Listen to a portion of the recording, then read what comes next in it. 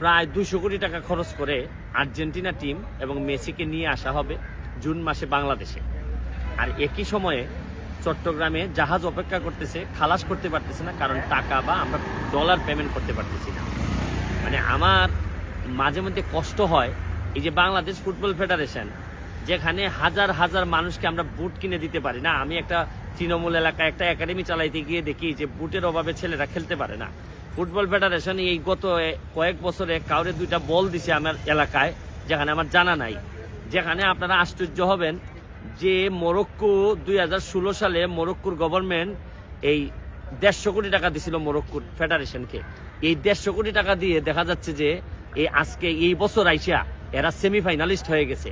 মানে নিজের দেশের উপর ইনভেস্ট না করে।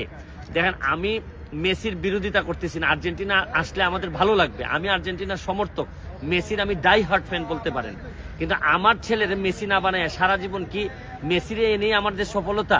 আমাদের এই ফুটবল ফেডারেশনের যিনি সভাপতি, তার জীবনে একটা সফলতা নেই। গত কিছুদিন আগে একবার মেসিরে নিয়ে আসছিলেন, উনি আরেকটা সফলতা করতে যাচ্ছেন, মেসিরে নিয়ে আসতেছেন। আমার কাছে মনে হইতেছে যে ভাবটা এরকম যে মেসি আসলে পরে আমাদের বাংলাদেশের মানুষের ঘরে ঘরে গিয়ে হ্যান্ডশেক করে আসবে যে ভাই আমি আসছি, আমি আপনারা আমি সালাউদ্দিন সাহেবের দাওয়াতে আইছি।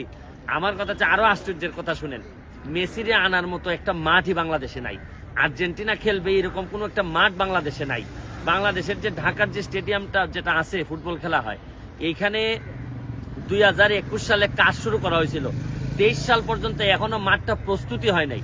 তা আমার বক্তব্য হচ্ছে, যেখানে একটা মাঠ প্রস্তুত নাই, যেখানে এই টাকাটা খরচ করে প্রায় 200 কোটি টাকা খরচ করে আপনি বাংলাদেশে একটা রেভুলেশন ঘটাই দিতে পারবেন ফুটবলের। তারপর আস্তে আস্তে টাকাটা এইরকম ক্রাইসিসের মোমেন্টে, ডলার যেখানে পাওয়া যাচ্ছে না, এরকম মোমেন্টে 200 কোটি টাকা খরচ করে আর্জেন্টিনারে আনার সিদ্ধান্ত কিভাবে আপনারা নেন, এটা আমার বিবেকে ধরে না। সকালবেলা ওইটা মনে হয়েছে 2-1 কথা বলা দরকার, কারণ দেশটাতে তো আপনারা যেভাবে পারতেছেন, অসুস্থ মানুষ আপনারা এইভাবে পরিচালনা করতেছেন, এটা হইতে পারে না। আসতে পারেন না, রোজার খাদ্য সামগ্রী আটকে আছে, জাহাজ আসতে পারতেছে না ডলারের কারণে।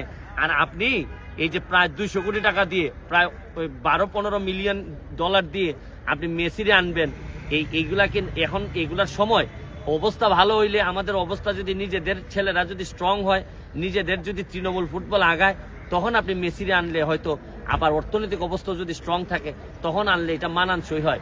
এখন কি কারণে আপনারা মেসিরে আনতে যাবেন আমার কোনো বিবেকে ধরে না।